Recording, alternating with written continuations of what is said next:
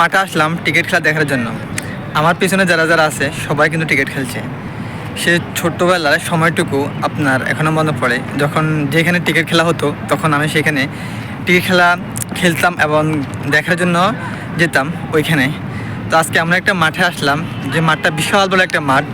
এখানে বিকেলবেলা হলে যারা বাঙালি আছে আপনার সবাই এসে এখানে কিন্তু টিকিট খেলে, কেউ আপনার ফুটবল খেলে। এইসব দৃশ্যগুলো দেখতে অনেক ভালো লাগে, যখন প্রবাসের মাটিতে বাঙালি মানুষগুলো খেলে, বাঙালি মানুষগুলো উৎসব করে যে কোনো জায়গায়, তখন খেলাগুলো দেখতে অনেক ভালো লাগে।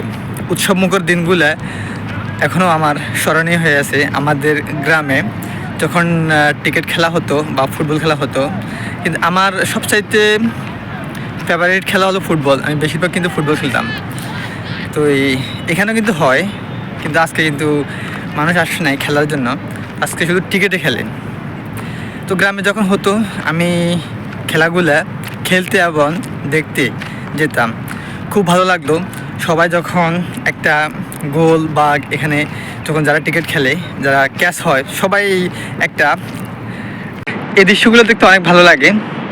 এখন আমার আর আগের মতন খেলাগুলো হয় না, কারণ কর্মের সুবাদে আপনার সব সময় ছুটি পাই না বা সময়গুলো মেনটেন করে নিতে পারি না। এই কারণে আমার আর খেলাগুলা হয় না। তো আজকে একটুকু সময় পেলাম, আজকে আমার ছুটি। আমাদের গ্রামে এক সময় ছোট বড় যারা ছিল, তখন আমরা সবাই মিলে একটা টিম খেলতাম। ঈদের সময় যখন আসতো তখন সবাই একসাথে হতো, তো আমরা ছোট বড় সবাই মিলে কিন্তু একটা ফুটবল টুর্নামেন্ট খেলতাম। তো আমাদের গ্রামে কিছু কিছু ছোট ছোট ভাইরা আছে, যেমন কি ইয়াসিন, আপনার জাহিদ, আরও ছোট ছোট অনেক ভাইরা আছে।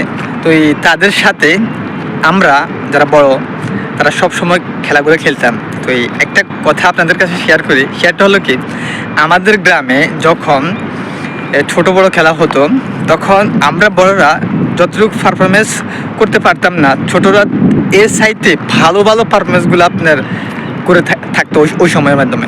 তো আমরা অনেক ক্ষেত্রে বড় যারা আছি কিন্তু আমরা হেরে যেতাম।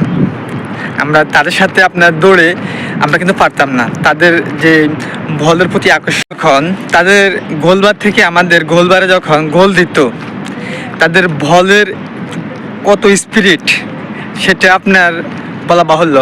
অনেক ক্ষেত্রে আমি কিন্তু গোলকিপার থাকতাম, তো অনেক ক্ষেত্রে আমার পাশ কাটিয়ে এমনভাবে বলগুলা আমার ঝালে চলে যেত, আমি কিন্তু টের পেতাম না, এত স্পিরিট বলতে ছিল। তো তাদের জন্য শুভকামনা রইল, সবসময় যেন তারা ভালো থাকে এই দোয়া করি। আজকে আমি তাদের ছেড়ে অনেক দূরে, কিন্তু খেলাগুলো এখনও মিস করি।